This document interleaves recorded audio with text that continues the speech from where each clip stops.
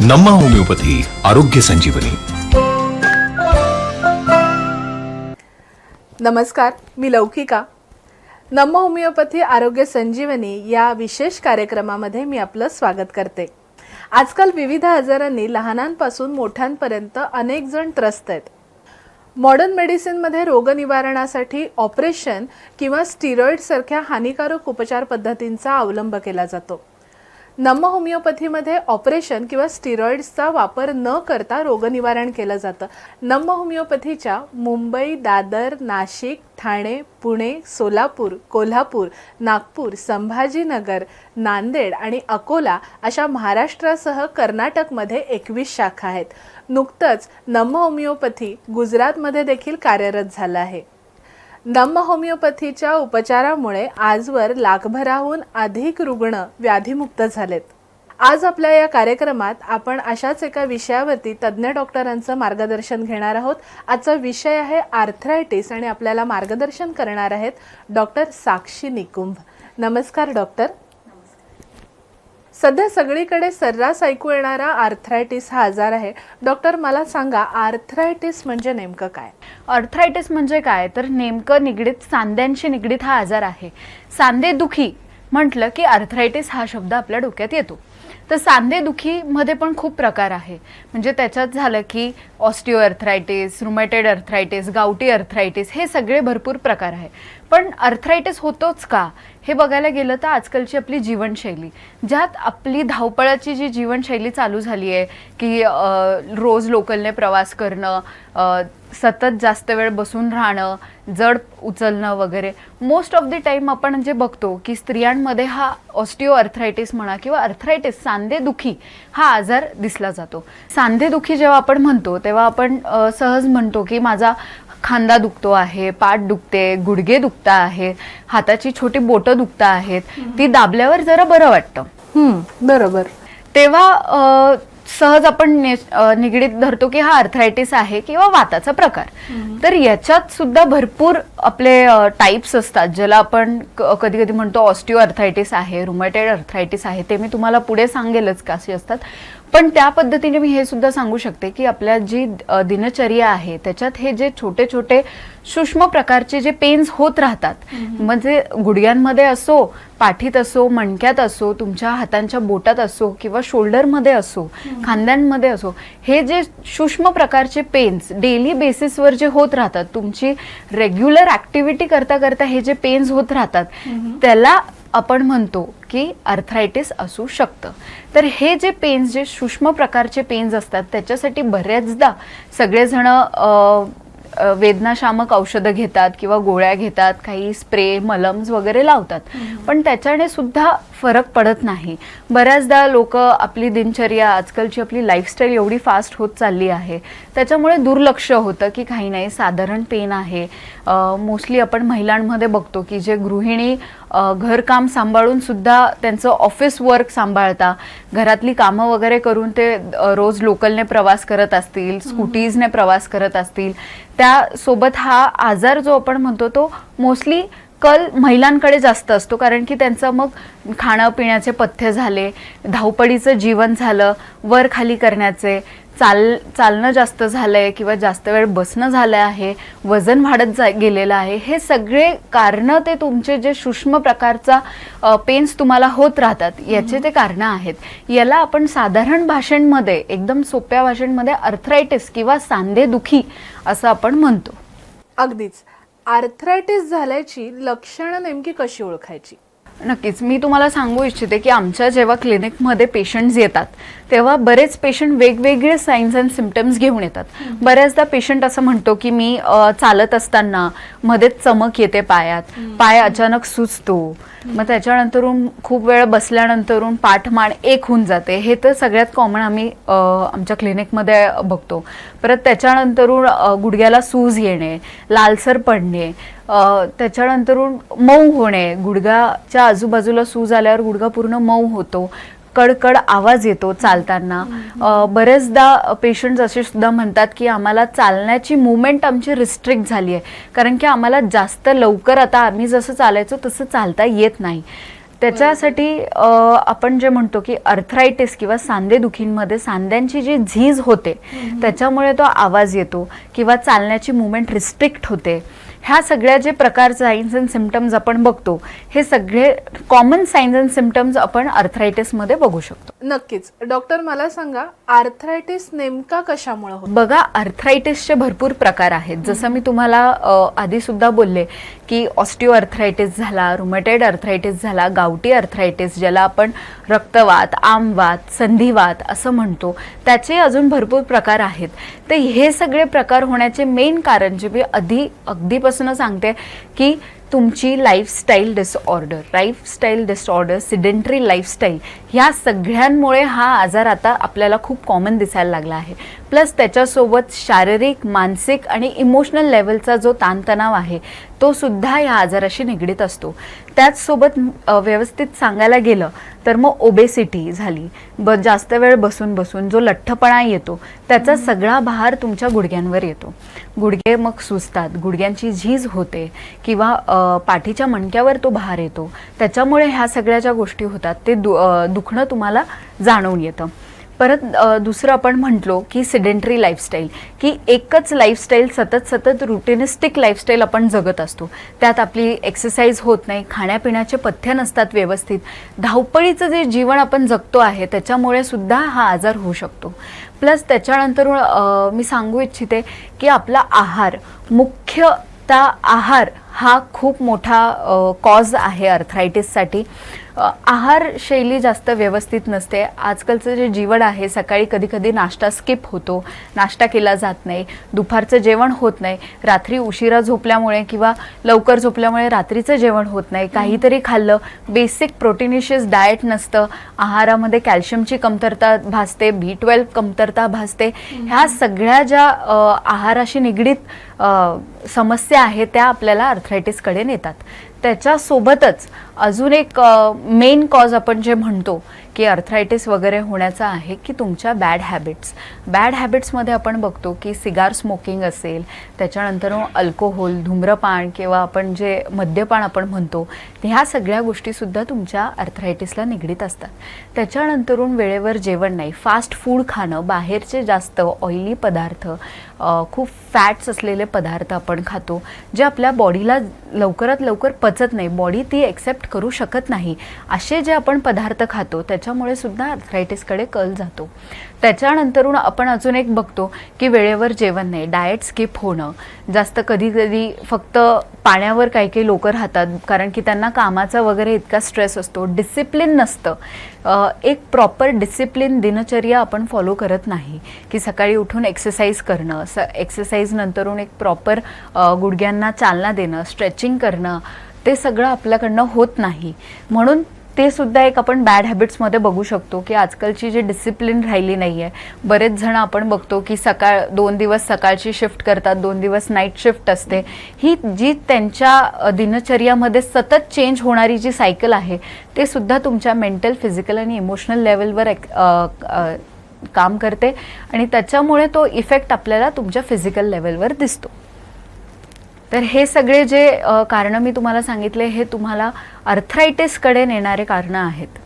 आर्थरायटिसची लक्षणं आणि आर्थरायटिस कशामुळे होतो हे आपण आता डॉक्टर साक्षी निकुम यांच्याकडून जाणून घेतलंय.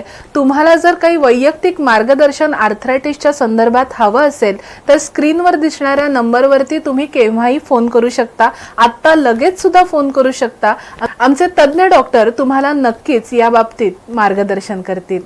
आर्थरायटिस बद्दलची चर्चा आपली अशीच सुरू राहणार आहे. त्यापूर्वी घेऊयात एक छोटासा ब्रेक. नमस्कार, विश्रांतीनंतर स्वागत आहे आपलं नम्म होमिओपॅथी आरोग्य संजीवनी या कार्यक्रमामध्ये. आपण आज चर्चा करत आहोत आर्थरायटिस या आजाराविषयी आणि आपल्याला मार्गदर्शन करत आहेत तज्ज्ञ डॉक्टर साक्षी निकुम. नमस्कार डॉक्टर, स्वागत आहे पुन्हा तुमचं या कार्यक्रमामध्ये. आजच्या या कार्यक्रमात आपण आर्थरायटिसबद्दल बोलतोय आणि प्रेक्षकही आपल्याला काही प्रश्न विचारू इच्छितात. आपल्याला फोन येतोय, आपण तो घेऊया. हॅलो, नमस्कार, कोण बोलतोय? हॅलो, मी यश बोलतोय नागपूरवरून. नमस्कार यश, बोला. मी सध्या IT सेक्टरमध्ये कामाला आहे. हां. आणि कारण की माझी पाठ खूप दुखते, घरी बसून वर्क फ्रॉम होम चालू आहे माझं. बरं. हां. आणि असं होतं मेडिसिन घेतोय, पेन किलर घेतोय भरपूर, पण ते तात्पुरतं बरं वाटतं, त्यानंतर परत पाठ दुखायला लागते. हां. तर मग ह्याच्यावरती काय इलाज आहे? नक्कीच डॉक्टर काय सांगाल आम्हाला? तर नक्कीच यश, जसं तुम्ही तुमचे सायन्स अँड सिम्पटम्स सांगितले की तुमची पाठ दुखते, मान दुखते, कंटिन्यू सतत बसून काम असल्यामुळे, तर तुम्ही बरेच मेडिसिन्स, औषधं, उपचारसुद्धा केले. तर मी तुम्हाला सांगू इच्छिते की हा आजार हा लंबार स्पॉन्डिलॉसिस किंवा अँकोलॉजिंग स्पॉन्डिलॉसिसकडे सुद्धा नेतो. म्हणजेच हा संधिवाताचाच प्रकार आहे, जिथे आपला पाठीचा मणका हा अफेक्ट होतो. त्या मणक्यांमधली झीज होते, तिथे झीज होऊन किंवा त्याच्यावरती आपण म्हणू शकतो की सातत्याने बसून बसून जे काम होतं किंवा त्याच्यामुळे तुमच्या पायाला, मानेला मुवमेंट रिस्ट्रिक्ट होतात, नमनेस येतं, हे सगळे लक्षणं तुमचे लंबार स्पॉन्डिलॉसिस किंवा अँकोलॉजिंग स्पॉन्डिलॉसिसकडे नेतात. याच्यासाठी मी तुम्हाला सांगते की तुम्ही लवकरात लवकर आमच्या जवळच्या, तुमच्या जवळच्या नम्मा ब्रांचला भेट द्या. तिथे आपण तुमच्या औषधं उपचारी सुरू करू. काही इन्व्हेस्टिगेशन्स असतील तर ते सुद्धा आमचे तज्ज्ञ डॉक्टर तुम्हाला सांगतील. डॉक्टर, आर्थरायटिस बद्दलची चर्चा आपण अशीच पुढे नेत आहोत. मला सांगा, आर्थरायटिसचे प्रकार कोणकोणते? नक्कीच. बऱ्याचदा आपण बघितलं जातं की भरपूर प्रकार आर्थरायटिसचे आहे, जसं मी तुम्हाला आधीही सांगितलं. त्याचसोबत आता मी एक एक प्रकार तुम्हाला सांगू इच्छिते. तर प्रकार म्हणजे सगळ्यात इम्पॉर्टंट आणि खूप कॉमनली बघण्यात गेलेला असतो तो ऑस्टिओआर्थरायटिस. ऑस्टिओआर्थरायटिस म्हणजे संधिवात. त्याच्यासोबतच आपण काय करतो, हा मर्यादित निगडीत आजार आहे ऑस्टिओआर्थरायटिस. बरेच जण बघतात की 85 नंतरून आपल्याला हा आजार दिसतो. हा आजार का दिसतो? कारण की आपल्या गुडघ्यांमध्ये जी गादी असते त्याला, किंवा आपण त्याला सायनोव्हियल फ्लुइड असं म्हणतो, ती कमी कमी होत जाते. तिची गुडघ्यांची जी झीज होते त्याला आपण ऑस्टिओआर्थरायटिस असं म्हणतो. ऑस्टिओआर्थरायटिसमध्ये बघणारी लक्षणं आपण जी बघतो की कर्कड आवाज येणं, मुवमेंट रिस्ट्रिक्ट होणं, गुडघ्याच्या आजूबाजूला सूज येणं, तिथे हात लावला की दुखणं. म्हणजे साधा आम्ही जेव्हा पेशंट्सला चेक करतो, त्यांचे गुडघे चेक करायला लागतो, तेव्हा त्यांना साधा नॉर्मल हात लावलेला सुद्धा त्यांना चालत नाही, कारण की तिथे इतक्या वेदना होत असतात. चालता येत नाही, पायऱ्या चढता येत नाही, पायऱ्या उतरता येत नाही, साधारण खाली उठबस करता येत नाही. हे सगळे ऑस्टिओआर्थरायटिस म्हणजे संधिवाताचे लक्षणं आहेत. त्याच्यानंतरून आपण बघतो की रुमेटॉइड आर्थरायटिस, ज्याला आपण म्हणतो आमवात.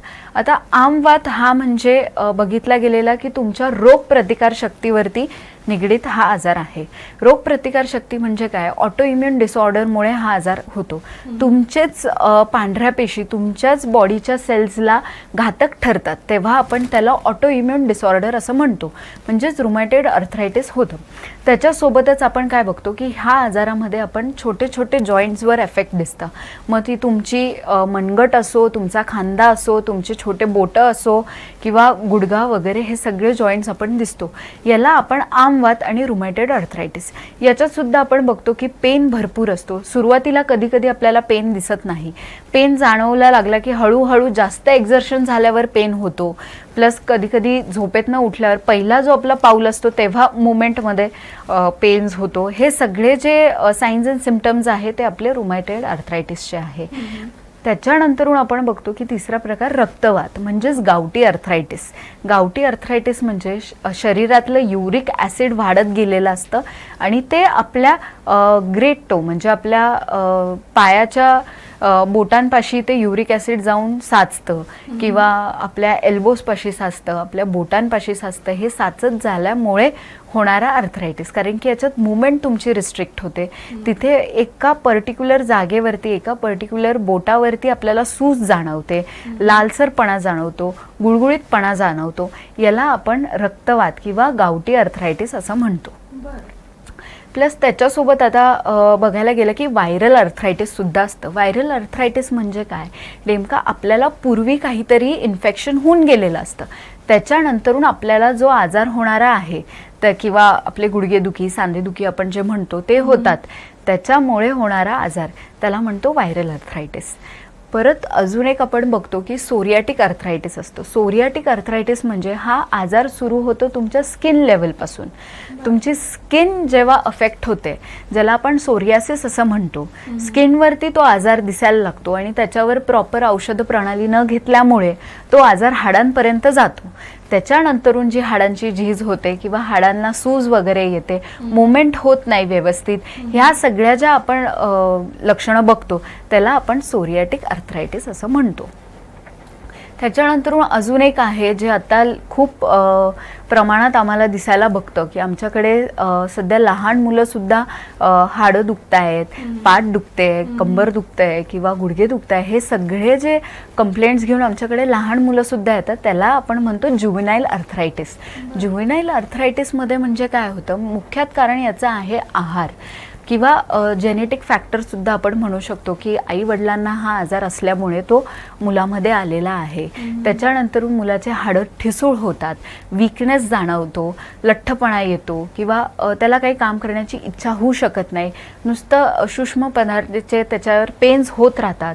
हे सगळे ज्युव्हेनाईल आर्थरायटिसचे लक्षणं आहे. असे बरेच आर्थरायटिसचे प्रकार आपण बघतो ज्याच्यात अँकोलायझिंग स्पॉन्डिलोसिस येतं, परत लंबार स्पॉन्डिलोसिस येतं. हे बरेच प्रकार आपण वाताचे बघतो, आर्थरायटिसचे बघतो. हा आजार जेवढ्यात लवकरात लवकर तुम्ही डिटेक्ट करू शकतात किंवा तुम्हाला जे पेन्स होऊ शकतात त्याच्यावर बरेच पेशंट लोक आमच्याकडे येतात. ते सगळे मॉडर्न मेडिसिन्स ट्राय करून आलेले असतात, त्याच्यावर लेप लावून, मलम लावून, वेदनाशामक गोळ्या घेऊन आलेले असतात. तर त्याच्यानंतरून तो आजार इतका वाढतो की त्याला परत कंट्रोल करण्यासाठी आम्हाला खूप वेळ लागतो. प्लस त्यासाठी आम्ही एक आमचा जो नवीन फॉर्म्युला आहे, immunogenic miasmatic 6th generation homeopathic formula Namma होमिओपॅथीने काढलेला आहे. त्यासाठी आम्ही आर्थरायटिसवरती लवकरात लवकर किती छान पद्धतीने उपचार देऊ शकतो याच्यासाठी आमचे भरपूर प्रयत्न असतात. म्हणून मी प्रेक्षकांना हेच सांगू इच्छिते की तुम्हाला जर का लवकर हे सारे लक्षणं एकदम पहिल्याच स्टेजेसवरती जर का दिसत असतील तर बाकीचे फक्त तीव्रता कमी करण्यापुरता किंवा पेन्स कमी करण्यापुरता औषधं घेण्यापेक्षा तुम्ही लवकरात लवकर नम्माकडे आलात तर आमचा जो फॉर्म्युला आहे immunogenic miasmatic 6th generation homeopathic formula, याच्या साहाय्याने आम्ही तुमच्यावर नक्कीच उपाय करू शकतो आणि तुमच्या आजाराला नक्कीच बरोबर करू शकतो, क्युअर भेटू शकतो आणि पुढे काही याचे कॉम्प्लिकेशन्स होणार नाही याच्याकडे आमची लक्ष असते. अगदीच डॉक्टर, आपण आत्ताच सांगितलं की नम्मा होमिओपॅथीमध्ये आर्थरायटिस हा रोग बरा करण्यासाठी एक विशेष उपचार पद्धती शोधून काढण्यात आलेली आहे. या उपचार पद्धतीबद्दल डॉक्टर आम्हाला माहिती सांगा ना. नक्कीच. कसं आहे, जे मी तुम्हाला आधी सांगितलं, आजकालचे जे होणारे आजार आहेत ते तुमच्या जीवनशैलीशी निगडीत आहेत, बरोबर. तर जीवनशैली जी आपली फास्ट झाली आहे त्याच्यात आपल्याला स्वतःसाठी वेळसुद्धा मिळत नाही किंवा आपण आपल्या परिवारासुद्धा वेळ देता येत नाही, एवढी जी फास्ट लाईफ झाली आहे त्याच्यासाठी त्याच गतीने आपल्याला आजारसुद्धा बरा करू शकतो. याच्यासाठी आपण जो फॉर्म्युला काढला आहे त्याचं नाव आहे immunogenic miasmatic 6th generation homeopathic formula. तर या फॉर्म्युलाचा अर्थ काय किंवा हा फॉर्म्युला कसा काम करतो याच्यासाठी मी बघते की इम्युनोजेनिक म्हणजे काय. इम्युनिटी म्हणजे तुमची रोगप्रतिकारशक्ती. जसं मी तुम्हाला आधी सांगितलं की आर्थरायटिस व्हायचं मेन मुख्यात कारण असतं की तुमची रोगप्रतिकारशक्ती खालावली जाते. जसं आपण बघितलं की रुमॅटॉइड आर्थरायटिस हा तुमच्या इम्युनिटीवरती अटॅक करतो किंवा तुमची इम्युनिटी कमी करतो, ठीक आहे. तर त्याच्यासाठी आपण बघतो की हा इम्युनिटी वाढवण्यासाठी आपण मेडिसिन्स देतो. जशी जशी तुमची रोगप्रतिकार शक्ती वाढेल तसं तसं तुमचा हा आजार कमी होत जाईल. मोस्टली आपण बघतो की घरात 4 ते 6 जण असतील किंवा आपल्या फ्रेंड सर्कल्समध्ये आपण बघतो की सेम एजचे असतात, पण त्याच्यातले 1-2 जणांना अगदी एज नसल्यासुद्धा आर्थरायटिस होतो किंवा सांधेदुखी होते. तर हे का होते? कारण की त्या पर्टिक्युलर व्यक्तीचा रोगप्रतिकार शक्ती कुठे ना कुठेतरी कमी झालेली असते. तर ती रोगप्रतिकार शक्ती वाढवण्यासाठी आपल्याकडे औषधं आहेत. कारण की जर का बॉडीची रोगप्रतिकार शक्ती वाढली, बॉडीची रिॲक्टिव्हिटी वाढली तर तो आजार लवकरात लवकर कमी होतो आणि बरा होतो. प्लस त्याच्यासोबत आता मायझमॅटिक म्हणजे काय? मायझमॅटिक म्हणजे की तुमच्या पिढीतनं आलेला आहे का आजार, तुमच्या जेनेटिक आहे का, हेरिडेटरी आहे का, अनुवंशिक आहे का, हे सगळं आपण बघतो. हे सगळं जेव्हा आपण स्टडी करतो तेव्हा हे मायझमॅटिक आपण म्हणतो. म्हणजे मुळासकट तो आजार काढण्यासाठी पण आपल्याकडे औषध आहेत. म्हणजे आम्ही जे सांगतो तुम्हाला की तुम्ही आमचे औषधं घेतल्यानंतरून तुमचा आजार मुळासकट जाईल, तर तो याच्यासाठीच आपण म्हणतो की आमचा जो फॉर्म्युला आहे immunogenic miasmatic 6th generation homeopathic formula, तर त्याच्यात मायाझमॅटिक म्हणजे काय की त्याच्यासाठी आम्ही औषधं देतो ते तुमचा आजार मुळासकट काढण्यासाठी. तर मायाझमॅटिकचा अर्थ ते की तुमचा आजार आम्ही मुळासकट काढतो. प्लस त्याच्यानंतरून आपलं आहे की 6th जनरेशन. जसं मी आधीही बोलली की आजकालची जीवनशैली, आजकालच्या लोकांना एकदम फास्ट रिलीफ पाहिजे असतो, क्विक रिझल्ट्स हवे असतात, पटकन कामाला जाणं, पटकन काम उरकणं, किंवा हे सगळी जी आपली जनरेशन आजकाल खूप फॉरवर्ड होत चालली आहे त्याच्यासाठी सुद्धा आपल्याला आता औषध प्रणाली आपली सुद्धा चेंज करावी लागते. म्हणून तो 6th जनरेशन फॉर्म्युला आपण म्हणतो. तर ह्या 6th जनरेशन फॉर्म्युलामध्ये काय की आपले जे मेडिसिन्स आहेत त्याची आपण पोटेन्सी वाढवतो, किंवा ती जी तुमची दिनचर्या आहे, तुमची mental state, physical state, emotional state, या सगळ्या तिन्ही प्लेन्सवर काम करून आम्ही जे औषधं देतो आणि ते औषध लवकरात लवकर तुमच्या बॉडीला सूट होऊन तुमचा आजार कसा कमी होतो याच्यासाठी आपण 6th जनरेशन फॉर्म्युला यूज करतो. तर आता होमिओपॅथी नक्कीच आपण बघितली गेली की हा नैसर्गिक रीतीने बनवलेल्या औषधं असतात. याच्यात नाही आपण ऑपरेटिव्ह करतो किंवा नाही आपण स्टिरॉइड्स किंवा वेदनाशामक गोळ्या देत नाही. आपण हा नैसर्गिक पद्धतीने आपला आजार कसा कमी होईल याच्याकडे आपलं नक्कीच लक्ष असतं.